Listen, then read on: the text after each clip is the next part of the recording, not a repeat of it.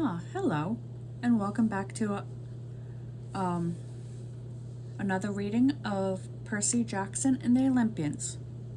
Now, if you remember from chapter 2, where we had left off, Percy and Grover were on the bus ride back from Yancey Academy, and they saw the three ladies, and the one in the middle cut the yarn while looking at Percy.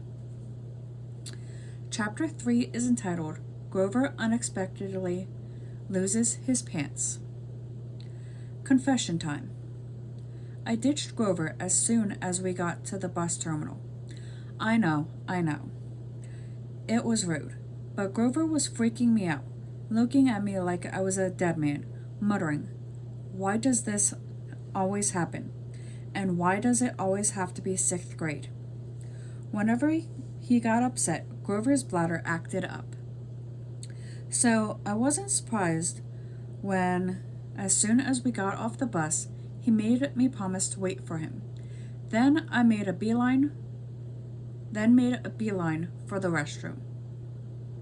Instead of waiting, I got my suitcase, slipped outside, and caught the first taxi uptown.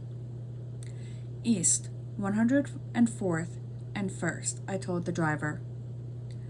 A word about my mother before you meet her. Her name is Sally Jackson, and she's the best person in the world, which just proves my theory that the best people have the rottenest luck. Her own parents died in a plane crash when she was 5, and she was raised by an uncle who didn't care much about her. She wanted to be a novelist, so she spent high school working to save enough money for college with a good creative writing program. Then her uncle got cancer, and she had to quit school her senior year to take care of him. After he died, she was left with no money, no family, and no diploma. The only good break she ever got was meeting my dad. I don't have any memories of him, just this sort of warm glow, maybe the barest trace of his smile. My mom doesn't like to talk about him because it makes her sad. She has no pictures. See, they weren't married. She told me he was rich and important, and their relationship was a secret. Then one day he set sail across the Atlantic on some important journey, and he never came back. Lost at sea, my mom told me. Not dead, just lost at sea. She worked odd jobs, took night classes to get her high school diploma, and raised me on her own. She never complained or got mad, not even once. But I knew I wasn't an easy kid. Finally, she married Gabe Ungalo, who was nice the first 30 seconds we knew him, then showed his true colors as a world-class jerk. When I was young, I nicknamed him Smelly Gabe. I'm sorry, but it's the truth. The guy reeked like a moldy garlic pizza wrapped in gym shorts.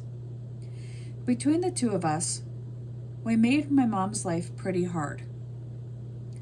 The way Smelly Gabe treated her, the way he and I got along, well, when I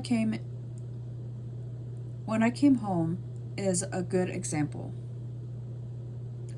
I walked into our little apartment hoping my mom would be at home from work.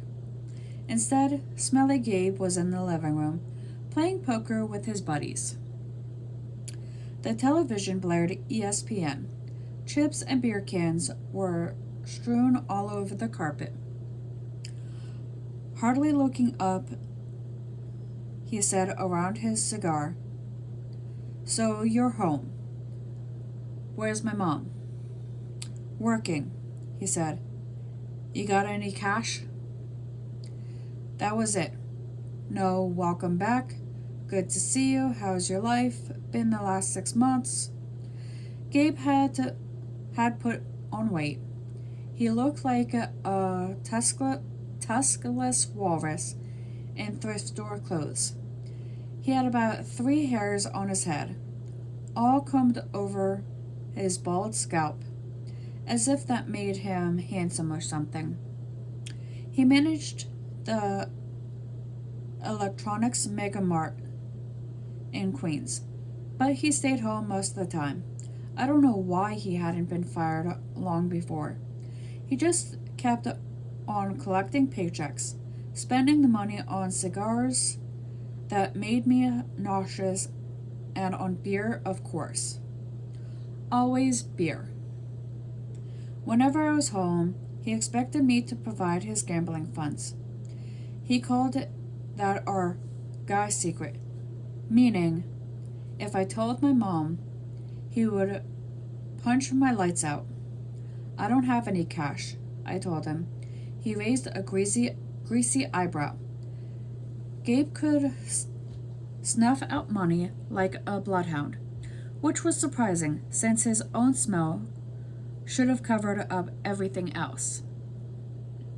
You took a taxi from the bus station, he said. Probably paid a 20, got $6-7 and change. Somebody expects to live under this roof. He ought to carry his own weight. Am I right, Eddie? Eddie, the super of the apartment building, looked at me with a twinge of sympathy. Come on, Gabe, he said. The kid just got here. Am I right? Gabe repeated. Eddie scowled into his bowl of pretzels. The other 2 guys passed gas in harmony. Fine, I said, dug a wad of dollars out of my pocket and threw the money on the table. I hope you lose. Your report card came, brainy boy, he shouted after me. I wouldn't act so snotty. I slammed the door to my room, which really wasn't my room. During school months, it was Gabe's study. He didn't study anything in there except old car magazines, but he loved shoving my stuff in the closet, leaving his muddy boots on my windowsill, and doing his best to make the place smell like his nasty cologne and cigars and stale beer. I dropped my suitcase on the bed. Home sweet home. Gabe's smell was almost worse than the nightmares about Mrs. Dodds or the sound of that old fruit lady's shears snipping at the yarn. But as soon as I thought that, my legs felt weak. I remember Grover's look of panic, how he made me promise I wouldn't go home without him. A sudden chill rolled through me. I felt like something, was looking for me right now, maybe pounding its way up the stairs, growing long, horrible talons. Then I heard my mom's voice. Percy! She opened the bedroom door, and my fears melted. My mother can't make me feel good just by My mother can make me feel good just by walking into the room. Her eyes sparkled and changed color in the light. Her smile is as warm as a quilt. She got a few gray streaks mixed with her long brown hair, but I never think of her as old. When she looks at me, it's like she's seeing all the good things about me, none of the bad. I never heard her raise her voice or say an unkind word to anyone, not even me or Gabe. Oh, Percy, she hugged me tight. I can't believe it. You've grown since Christmas. Her red, white, and blue Sweet on America uniform smelled like the best thing in the world. Chocolate, licorice, and all the other stuff she sold at the candy shop in Grand Central. She'd brought me a huge bag of free samples, the way she always did when I came home. We sat together on the edge of the bed. While I attacked the blueberry sour strings, she ran her hand through my hair and demanded to know everything I hadn't put in my letters. She didn't mention anything about getting expelled. She didn't seem to care about that. But I was okay. But was I okay? Was her little boy doing all right? I told her she was smothering me and to lay off and all that. But secretly, I was really, really glad to see her. From the other room, Gabe yelled, "Hey, Sally, how about some bean dip, huh?" I gritted my teeth. My mom is the nicest lady in the world. She should have been married to a millionaire, not some jerk like Gabe. For her sake, I tried to sound upbeat about my last days at Yancey Academy. I told her I was too down about the expulsion. I lasted almost the whole year this time. I made some new friends. I'd done pretty well in Latin, and honestly, the fights hadn't been as bad as the headmaster said. I liked Yancey Academy. I really did. I put such a good spin on the year. I almost convinced myself. I started choking up thinking about Grover and Mr. Bruner. Even Nancy Boba Fett suddenly didn't seem so bad. Until that museum trip. What? My mom asked. Her eyes tugged at my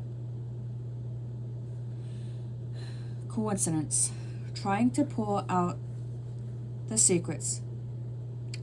Did something scare you? No, Mom. I felt bad for lying. I wanted to tell her about Mrs. Dodds and the 3 old ladies with the yarn, but I thought it would sound stupid. She pushed her lips.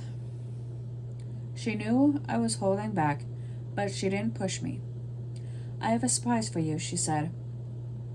We're going to the Peach.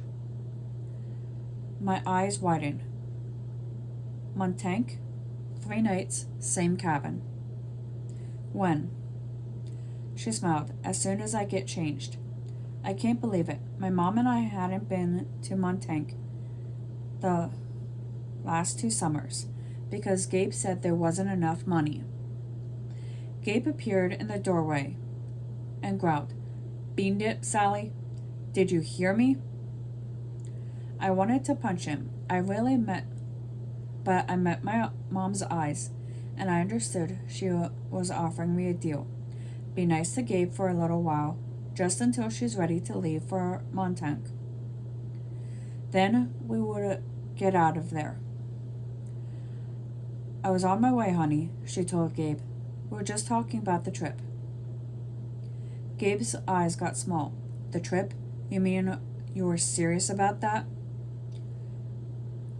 I knew it, I muttered. He won't let us go. Of course he will, my mom said evenly. Your stepfather is just worried about money. That's all. Besides, she added, Gabriel won't have to settle for bean dip. I'll make him enough 7-layer dip for the whole weekend. Guacamole, sour cream, the works. Gabe softened a bit. So this money for your trip, it comes out of your clothes budget, right? Yes, honey, my mother said.